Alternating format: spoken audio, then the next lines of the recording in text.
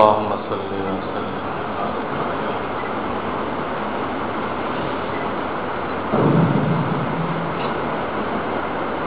الحمد لله نحمده ونستعينه ونستغفره ونؤمن به ونتوكل عليه ونعوذ بالله من شرور أنفسنا ومن سيئات أعمالنا من يهده الله فلا مضل له ومن يضلل فلا هادي له ونشهد أن لا إله إلا الله وحده لا شريك له ونشهد أن سيدنا ومولانا محمدا عبده ورسوله صلى الله تعالى عليه وعلى آله وأصحابه وبارك وسلم. أما بعد فأعوذ بالله من الشيطان الرجيم. بسم الله الرحمن الرحيم. ورفع أبويه على العرش وخروا له سجدا قال يا أبتي هذا تأويل رؤياي من قبل قد جعلها ربي حقا وقد أحسن بي إذ أخرجني من السجن وجاء بكم من البدو بعد أن نزغ الشيطان بيني وبين إخوتي إن ربي لطيف لما يشاء إنه هو العليم الحكيم.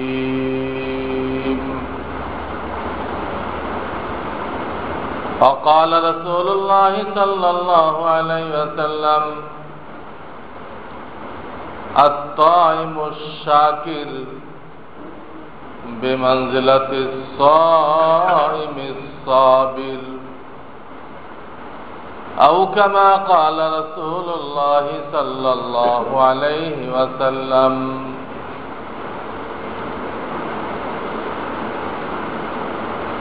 কুরআন কারীমের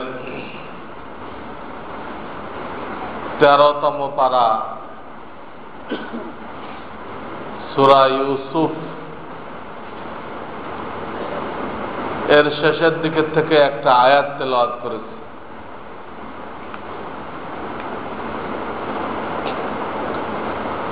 এই সূরা আল্লাহ তাআলা নাযিল করেছেন ইহুদিদের একটা প্রশ্নের জবাবে।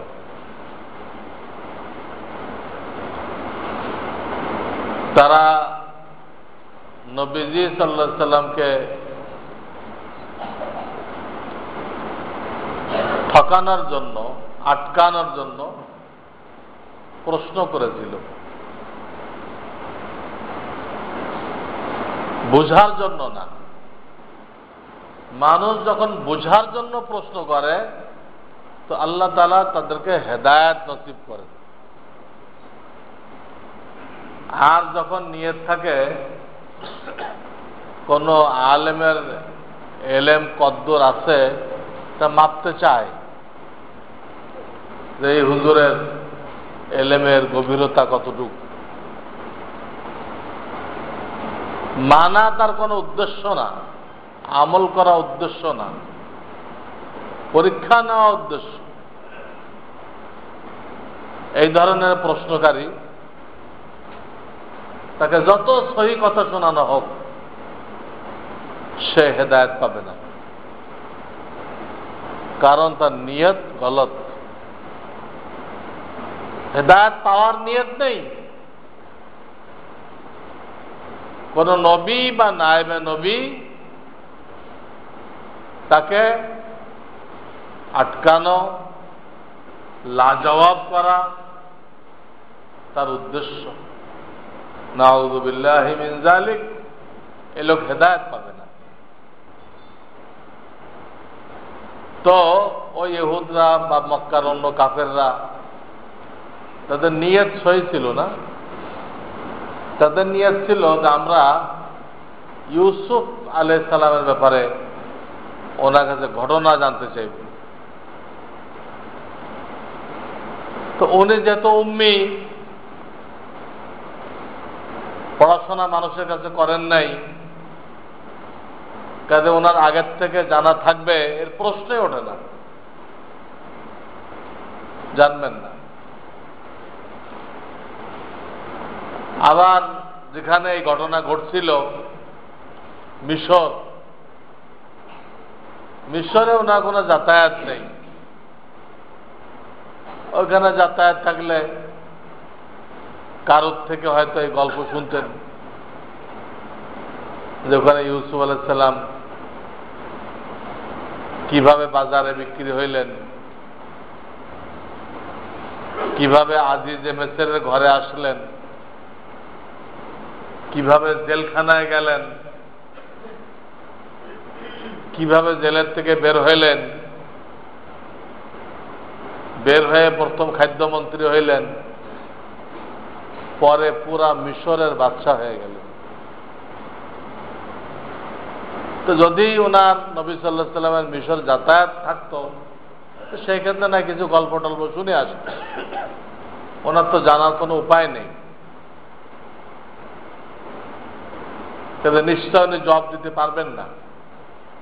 এই কথা ধারণা করে তারা ইহুদরা কাফেররা মিলে আমাদের নবীজি সাল্লাল্লাহু আলাইহি সাল্লামের কাছে এই ব্যাপারে প্রশ্ন করেছিল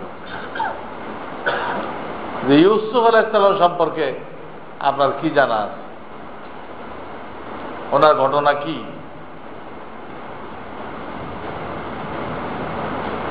তো রাসূলের তো কিছুই জানা নেই, ওনার কি ঘটনা কিছুই জানা নেই, ওনার জানা থাকার দরকারও নেই।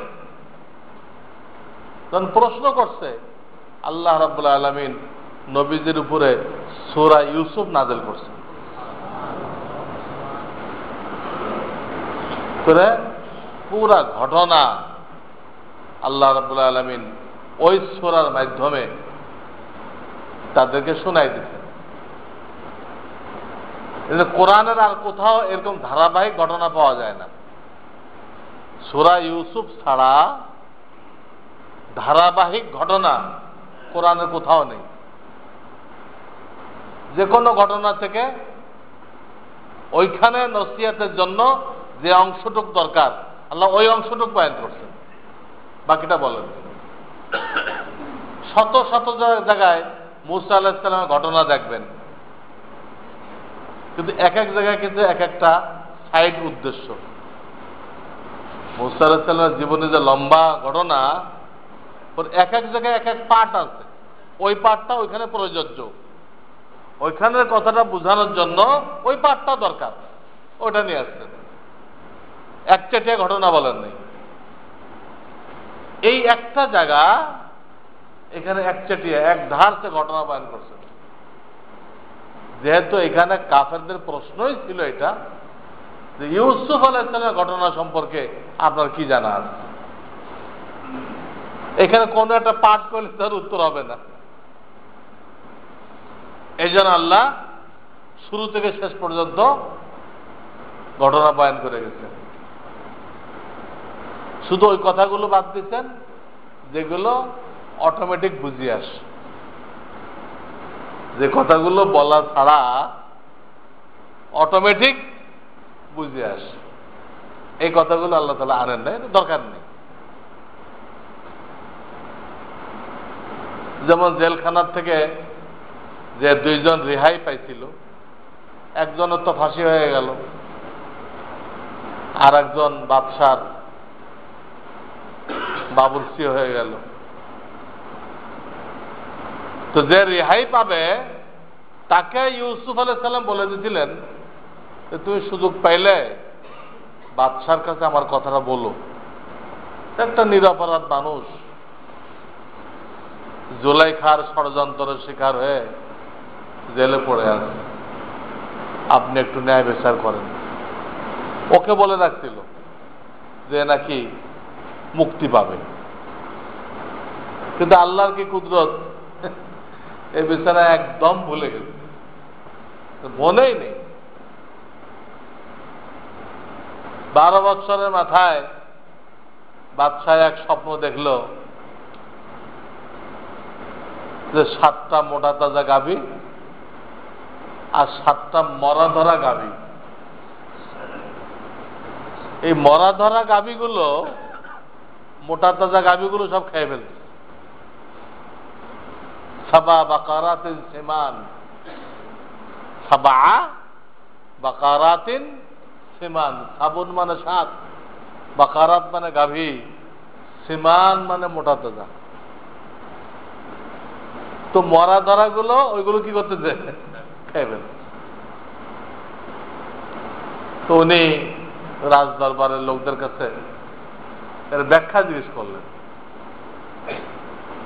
ওরা কেউ কোনো ব্যাখ্যা দিতে পারল না, তারা অপারগতা জাহির করল। প্রথম তো বললো এটা হয়তো আপনি উল্টাপাল্টা চিন্তা করছেন, এরকম কিছু হইতে পারে, আর তাছাড়া আমরা তো স্বপ্নের ব্যাখ্যা জানি না। সবাই যখন অপারগ হয়ে গেল, ওই খাদেম যে জেলের থেকে মুক্তি পেয়েছে, ইউসুফ আলাইহিস সালাম তাকে তাবির দিয়েছিল, স্বপ্নের ব্যাখ্যা দিয়েছিল। তখন যাদের মনে হচ্ছে আরে স্বপ্নের ব্যাখ্যা দেন হলে একজন তো জেলখানায় আছে, 12 বছরের মাথায় মনে হয়েছে। তো ওইখানে আছে ফারসিলুন, হে বাদশাহ আমাকে যদি জেলখানায় পাঠাই দেন তাহলে আমি লোক আনতে পারি। ওর পরেই ইউসুফ আইয়ুহা সিদ্দিক আফতিনা ফি সাবে বাকারাতিন সিমান, হে ইউসুফ যিনি চরম বিশ্বস্ত, আপনি আমাদের এই স্বপ্নের ব্যাখ্যা দেন। ওখানে কইল যে বাদশাহ নামজাদা আমাকে পাঠাই দেন, আর এখানে বলতেছে ইউসুফ এই স্বপ্নের ব্যাখ্যা দরকার। এখানে মাঝখানে কথাগুলো বোঝা যায়, এই জন্য আল্লাহ ওটা বলেন নাই। কি বোঝা যায়, কেউ যখন ব্যাখ্যা দিতে পারতেছে না, আর এই লোক একটা জেলখানার লোকের সন্ধান দিল, তো নিশ্চয় বাদশা তারা কি করছে, জেলখানায় পাঠাইছে। পাঠানোর পরে ওই লোকটা বাদশার বাবুর্চি ইউসুফ আলাইহিস সালামের সাক্ষাৎ করছে। সাক্ষাৎ করার পরে বাদশার এই স্বপ্ন শোনাইছে। উনি জেলখানার ভিতরে বসে ব্যাখ্যা দিচ্ছেন। তো বাদশা পাঠাইছে, উনি আসছে, এগুলো এমন কথা অটোমেটিক বুঝিয়ে আসে, এটুক বলা হয়নি। তো এই ধরনের কিছু কথা বাদ দিয়ে বাকি তাম কিসসা আল্লাহ তাআলা এখানে বয়ান করে দিচ্ছেন। ইয়াকুব আলাইহিস সালাম এই ছেলেটাকে খুব বেশি ভালোবাসতেন। 11টা সন্তান ওনার, 12 জন, ইউসুফকে ধরে 12 জন, 2 জন এক বিবি থেকে, 10 জন আর এক বিবি থেকে, বেশি ভালোবাসতেন। সন্তানকে ভালোবাসা আল্লাহর হুকুম, আল্লাহর নির্দেশ। রসুল সাল্লাল্লাহু আলাইহি সাল্লামের সন্তান যখন মারা গেছে, রসুলের চোখ দিয়ে পানি আসে, চোখ দিয়ে পানি আসে। মুখেও বলছেন ওয়াইন্না মিন ফিরাকিকা ইয়া ইব্রাহিম লামাহজুনুন, হে ইব্রাহিম তোমার বিরহে আমি ব্যথিত।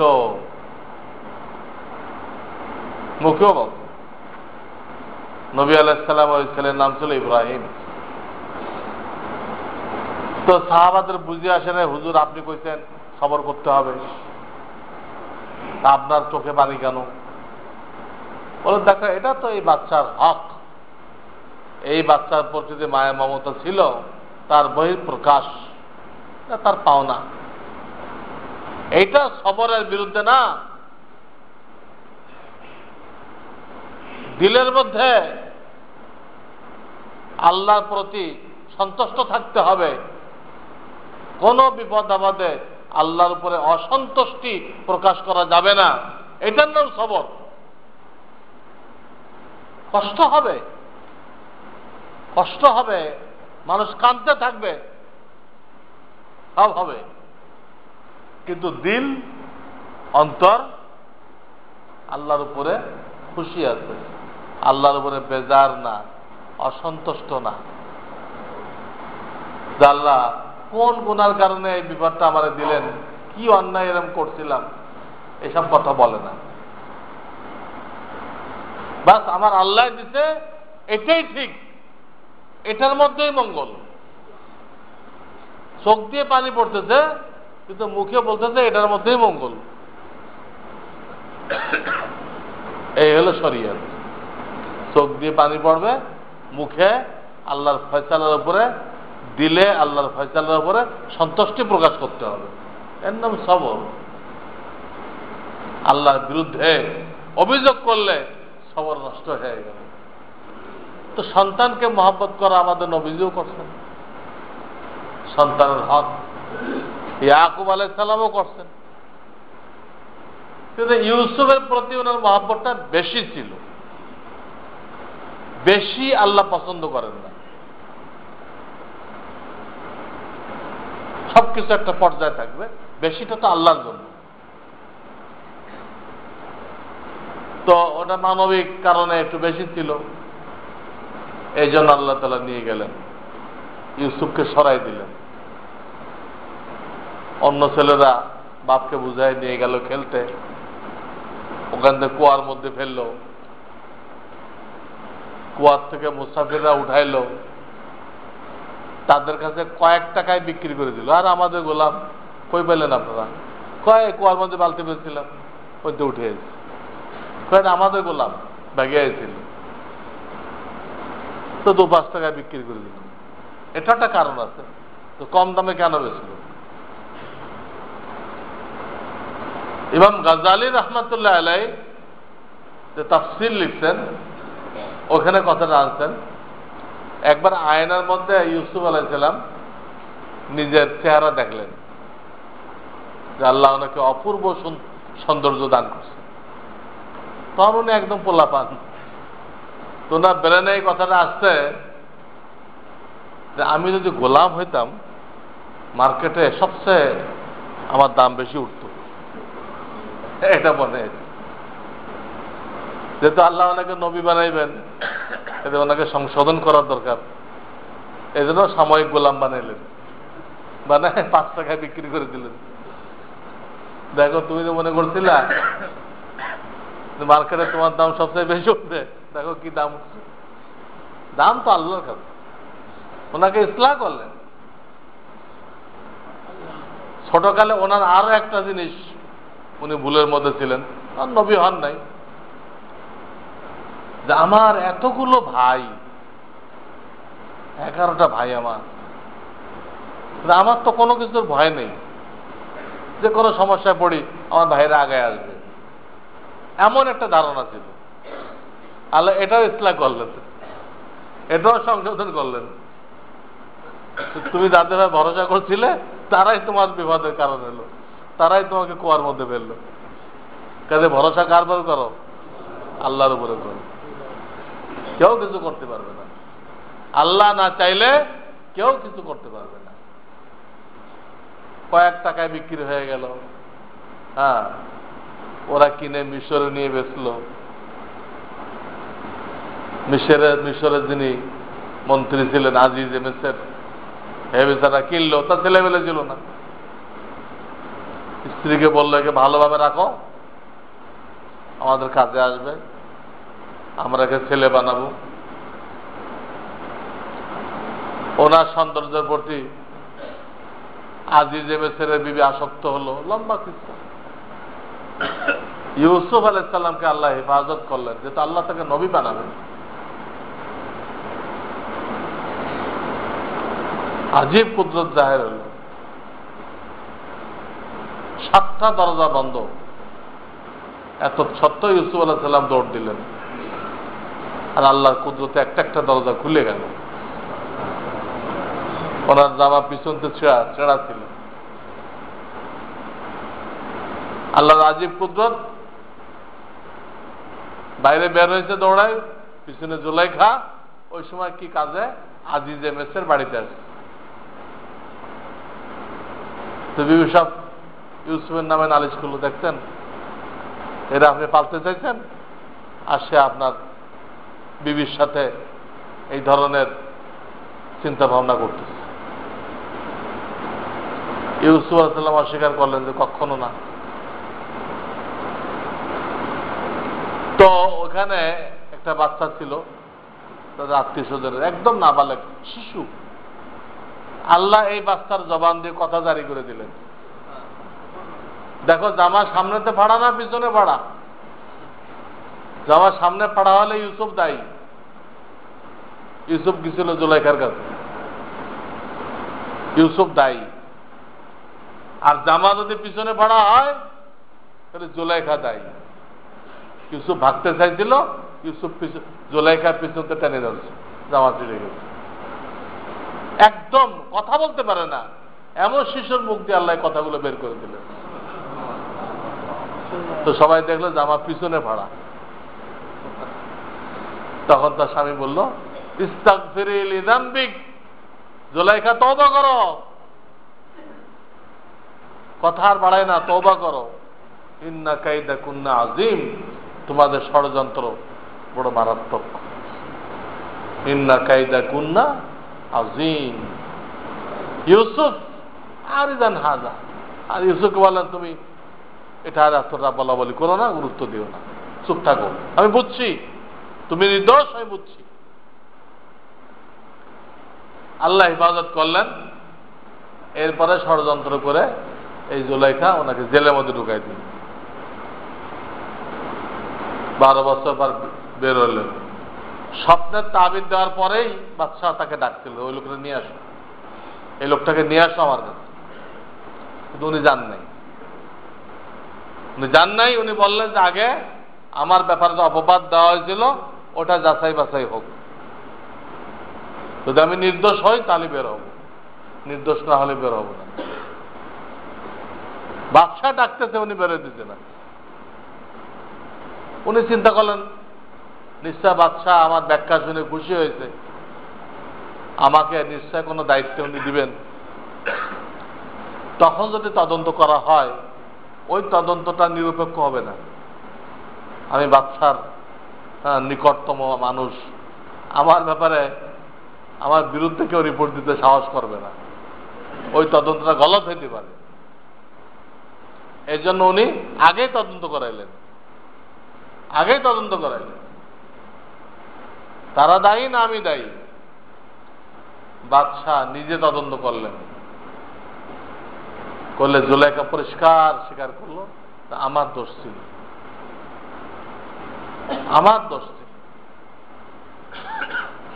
আমি দোষী, ইউসুফের কোনো দোষ নেই।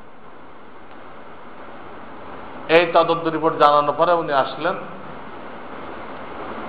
ওনাকে বাদশাহ প্রথম খাদ্যমন্ত্রী, কারণ যে ব্যাখ্যা দিতে উনি স্বপ্নের ব্যাখ্যা দিচ্ছে, প্রথম 7 বছর খুব ফসল হবে,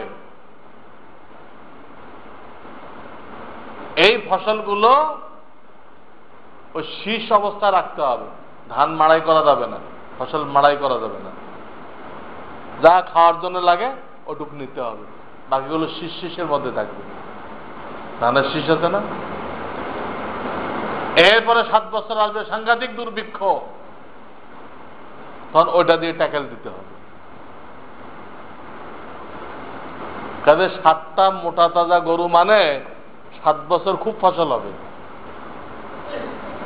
আর 7টা মরা ধরা গরু মোটা তাজাগুলো খাইতেছে মানে দুর্ভিক্ষের বছর, ওই 7 বছরে যা জমা করছিল সব খাই দেয় শেষ হয়ে যাবে। তো বাদশা বলল যে আপনি যে ব্যাখ্যা দিলেন এই ব্যাখ্যা বাস্তবায়ন করার জন্য তো লোক লাগবে, খালি ফর্মুলা জানলে তো কাজ হবে না, তো বাস্তবায়ন করবে কে? তো বিরাট ইন্তজামের ব্যাপার। তো ইউসুফ আলাইহিস সালাম বলেন যে আপনি ভালো মনে করেন আমাকে দায়িত্ব দিতে পারেন। তো বাদশা ওনাকে খাদ্যমন্ত্রী বানিয়ে দিলেন। উনি হিকমতের সাথে আগেই খাদ্য জমা করে ওই দুর্ভিক্ষকে সামাল দিলেন। আসবাব এখতিয়ার করা শরীয়তে নিষেধ না,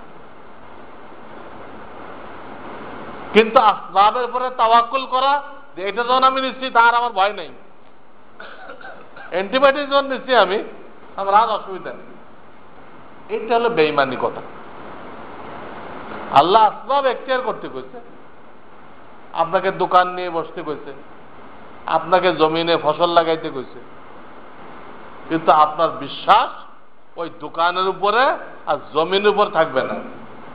বিশ্বাস থাকবে আল্লাহ যদি দেয় তা আমি হালাল রিজিক পাবো, আল্লাহ না দিলে পাবো না। আসবাব এখতিয়ার করা আল্লাহর নির্দেশ। এখানে বান্দার পরীক্ষা, আল্লাহ নিজেকে দৃষ্টির আড়াল করে রাখছেন। আসবাবের পর্দার আড়ালে আল্লাহ আছে, তিনি সবকিছু করতেছেন, কিন্তু আমরা দেখতেছি আসবাবের মাধ্যমে হইতেছে, চিজ ও আসবাবের মাধ্যমে হইতেছে, আমরা এটা দেখতেছি। এটা বিশ্বাস করা বেঈমানি। ওর পিছনে যে আল্লাহ আছে ওটা বিশ্বাস করা ঈমান। আল্লাহ কাজে উনি যে ইন্তজাম করলেন এটা কোনো তাকওয়ার খেলাফ না। আমাদের নবীজি সাল্লাল্লাহু আলাইহি সাল্লাম বিবিদেরকে একবারে 1 বছরের খোরাক দিয়ে দিতেন। বিবিদেরকে ফসলের মৌসুমে প্রত্যেক বিবিকে 1 বছরের খোরাক দিয়ে দিতেন। সেটা কি তাওয়াক্কুলের খেলাফ? তাদেরকে তাওয়াক্কুল ছিল না। আসবাব এখতিয়ার করা যাবে, কিন্তু ওর উপরে আস্থা করা যাবে না। আল্লাহর হুকুম না হলে ওই আসবাব দ্বারা কিচ্ছু কাজ হবে না।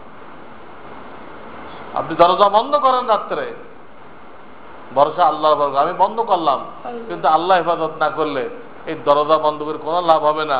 এই গ্রিল কাটেও টাকা ঢুকতে পারে, কোনো ভরসা নেই।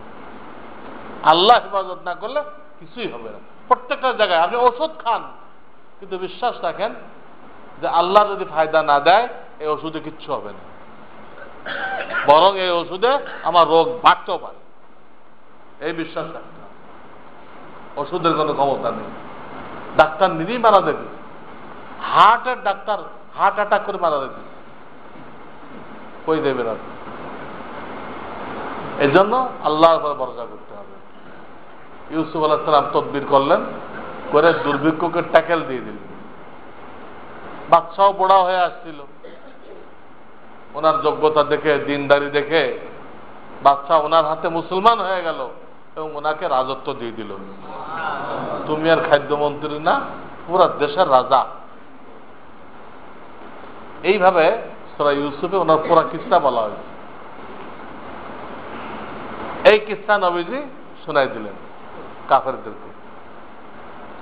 উচিত ছিল যে লোকটা কারো কাছে লেখাপড়া করে নাই, হ্যাঁ, তওরাত ইনজিলও পড়ে নাই, মিশরও যায় নাই, সে এই কথাগুলো কিভাবে বলল?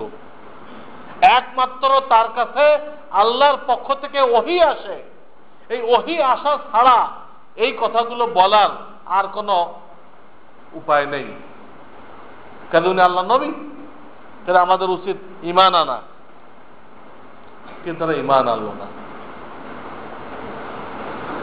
ওমা আকসারুন নাসি ওয়ালাউ হারাসতা বিমুমিনিন।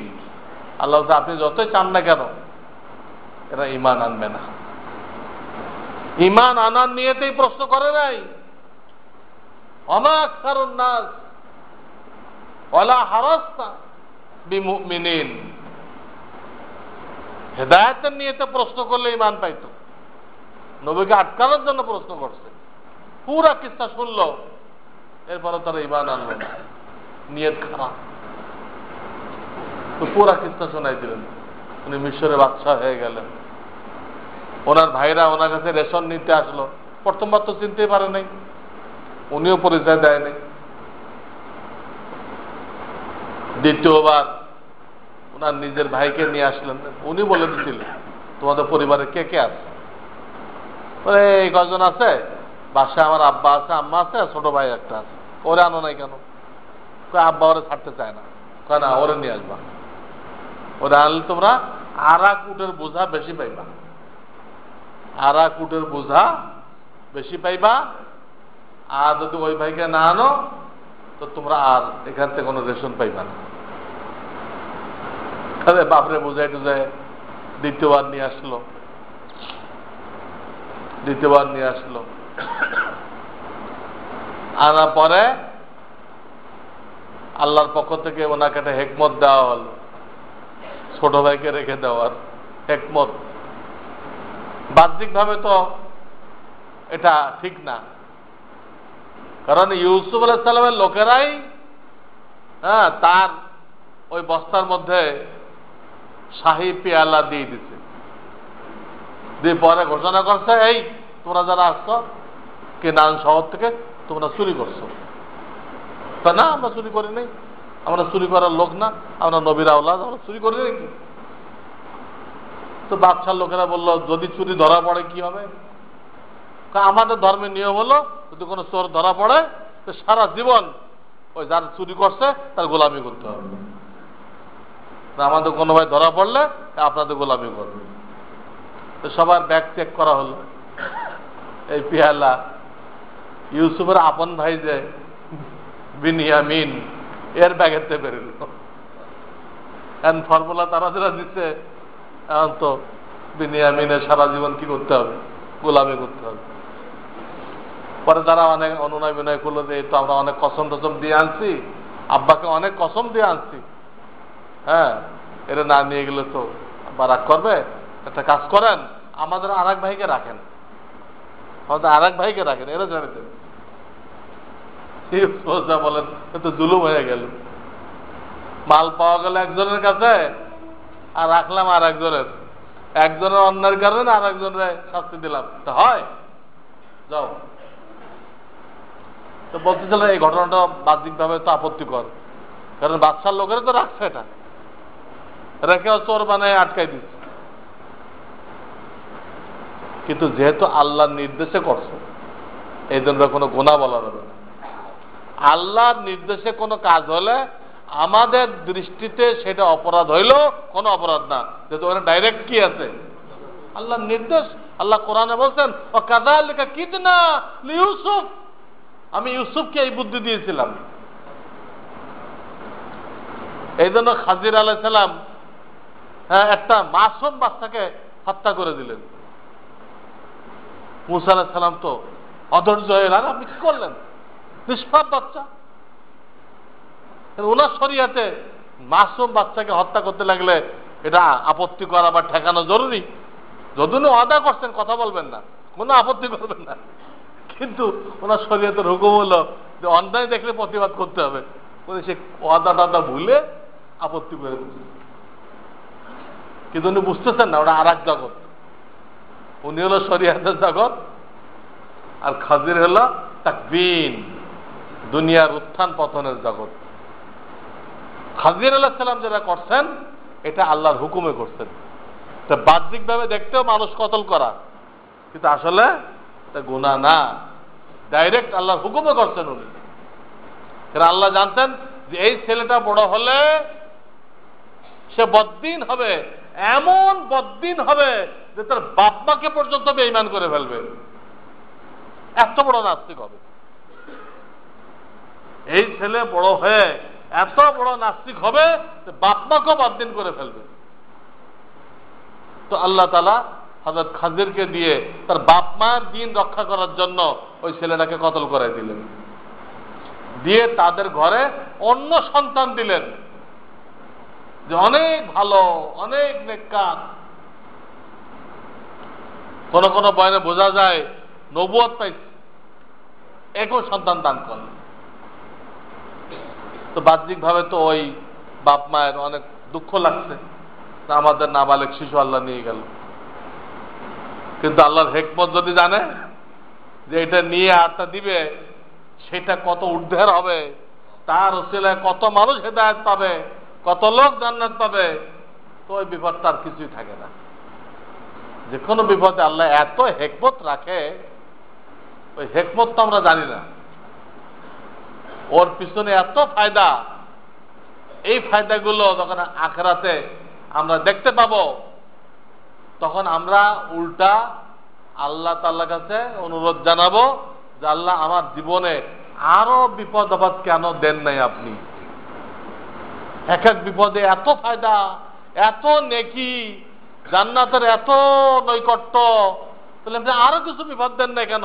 আমি আরো উপরে চলে যেতাম। এত বিপদ দেখলেই আমরা ধৈর্যহারা হয়ে যাই, আল্লাহর বিরুদ্ধে কথা বলি। আজকাল কত লোক বিপদের কারণে, অর্থনৈতিক কারণে খ্রিস্টান হয়ে যেতে, বর্ডার এলাকায় দেখেন লক্ষ লক্ষ মুসলমান খ্রিস্টান হয়ে গেছে কয়েকটা পয়সার বিনিময়ে। আবার কত লোক এই বিপদ আপদের কারণে তারা খ্রিস্টান হয় নাই, কিন্তু আল্লাহর বিরুদ্ধে অভিযোগ করে ঈমান নষ্ট করে ফেলছে। বাহ্যিকভাবে মুসলমান, মসজিদও আসে, ঈমান নেই। ঈমান ওমা ইউমিনু আকতারুহুম বিল্লাহি ইল্লা হুম মুশরিকুন, এটা আল্লাহ কোরআনে বলেছেন।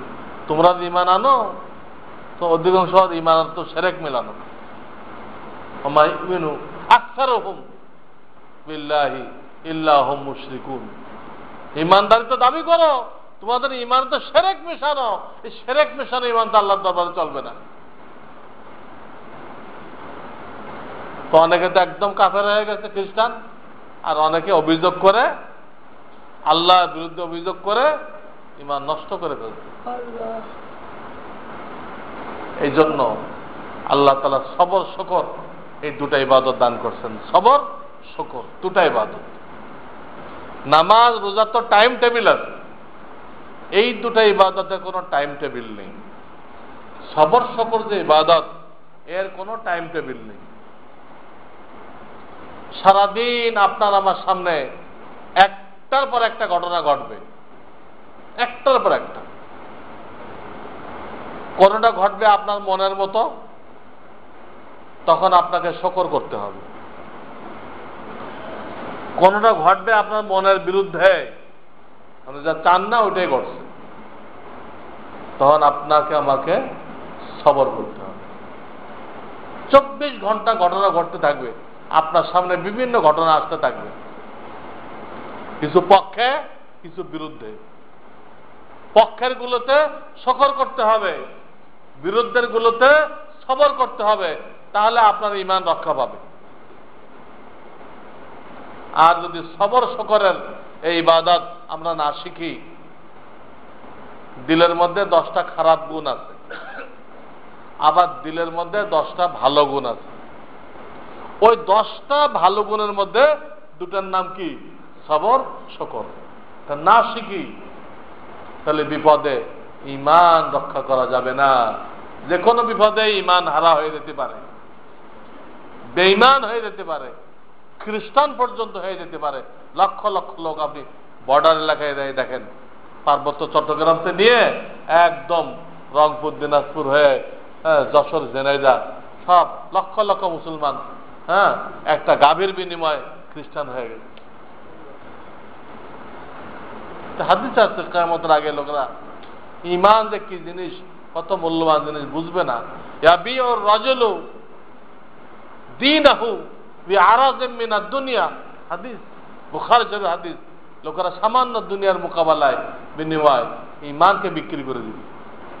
ইয়াবিউ রাজুলু দীনহু বিআরাজিম মিনাদ দুনিয়া, আজকে হইতেছে মুসলমানদের খোঁজখবর না নেওয়ার কারণে, মুসলমানদের দাওয়াত না থাকার কারণে, যে পরিমাণ দাওয়াত থাকার দরকার ছিল এই দাওয়াত নেই। এই গরিব এলাকায় দাওয়াত পৌঁছতেছে না।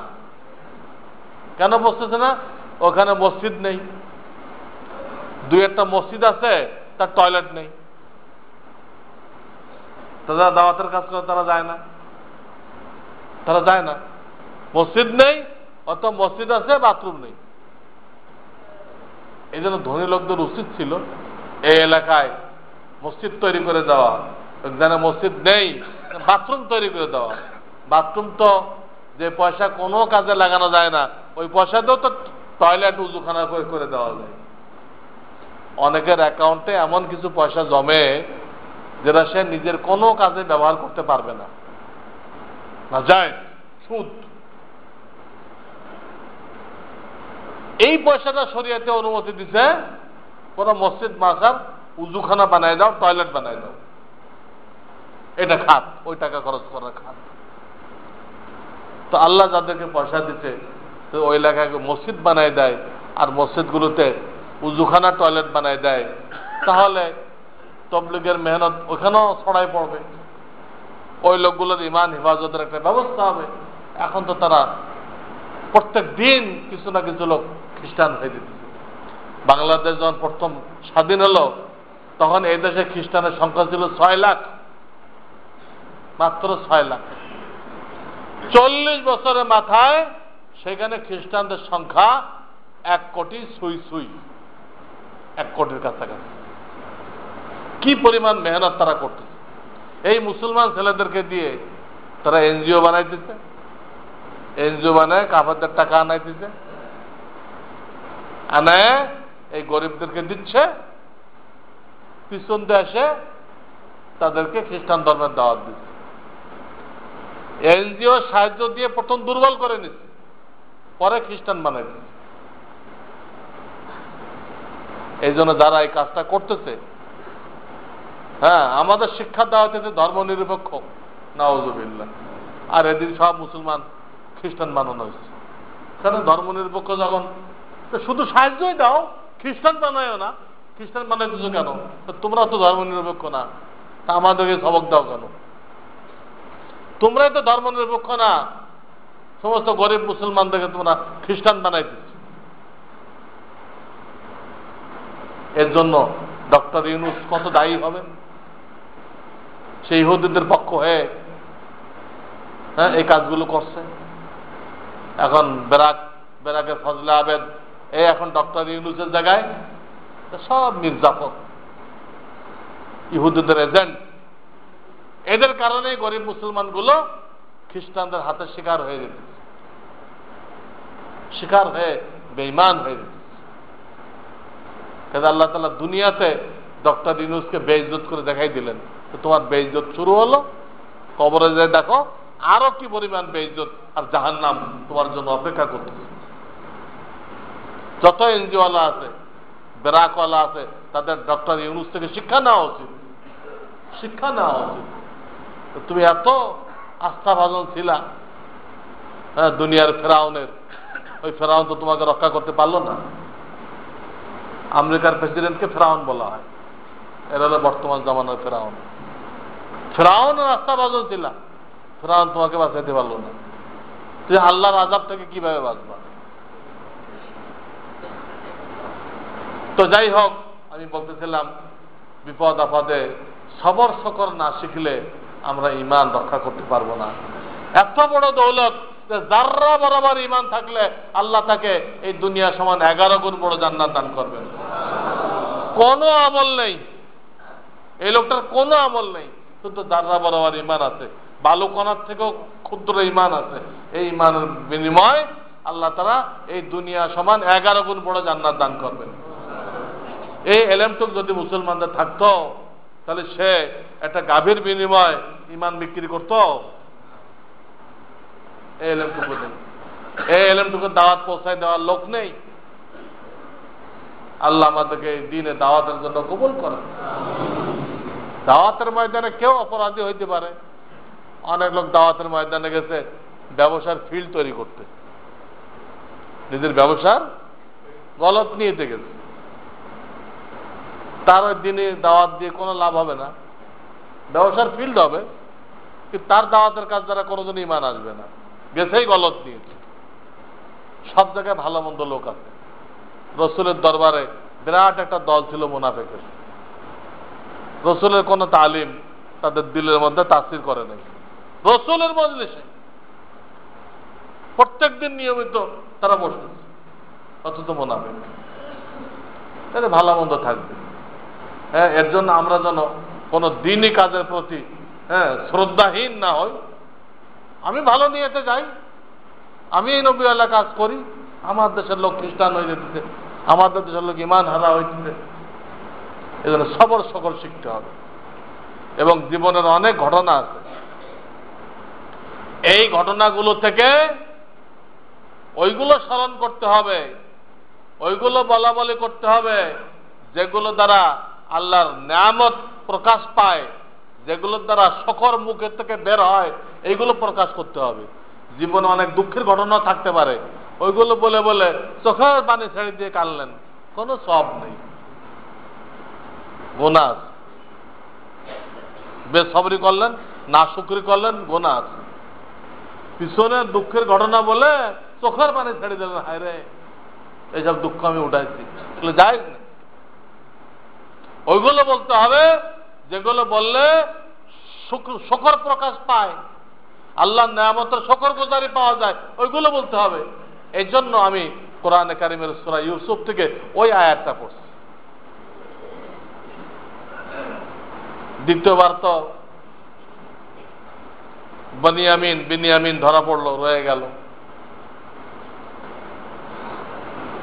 এরপরে ইয়াকুব আলাইহিস সালাম তার ছেলেদেরকে বললেন, তোমরা আবার যাও, যাই ইউসুফকে বিনিয়ামিনকে খোঁজ করো। আমার বিশ্বাস এটা মরে নাই, জীবিত আছে, দুজনকে খোঁজ করো। এই তৃতীয়বার আবার মিশরে আসছে খোঁজ করতে। আর সে ইউসুফ আলাইহিস সালামের সাথে দেখা করছে, বিনিয়ামিনকে ছাড়ার জন্য সুপারিশ করছে। হ্যাঁ, তখন ইউসুফ আলাইহিস বলছে যে তোমাদের কি মনে আছে ইউসুফের ব্যাপারে তোমরা কি কি করেছিলে, তোমাদের মনে আছে? তখন এরা হতভম্ব হয়ে গেছে। আনতা ইউসুফ, তুমি কি তাহলে সেই ইউসুফ নাকি? তুমি কি সেই ইউসুফ? এই ঘটনা তো কেউ জানে না, তুমি কেমনে করে দিত?